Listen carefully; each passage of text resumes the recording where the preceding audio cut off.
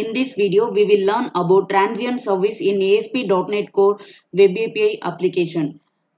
Transient services can be registered by using AddTransient method. A new instance of the service will be created every time it's requested. Instances will not be shared with others. There will be a new instance for every time you are using the service. For example, let's say we have one controller name is A. Also, we have one transient service name is S. We are using this service three times in a controller. So there will be three instances of this service in a controller. Let's see how we can use this add transient method in our application. Here we are using the same application that we have created in this ASP.NET Core video series. In our previous videos, we have discussed how to use singleton and scoped services in ASP.NET Core web application.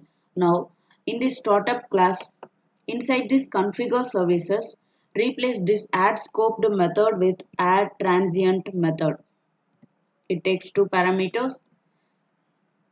Now save and run this application. Go to Postman.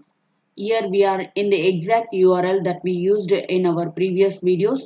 Now change the product name. Then click the send button. Here we got the output. Now change the product name. Let's say pen 2. Click the send button here. See here the name only replaced with this new name. ID is new instance will be created. That's why ID remains 1. Okay, thanks for watching this video.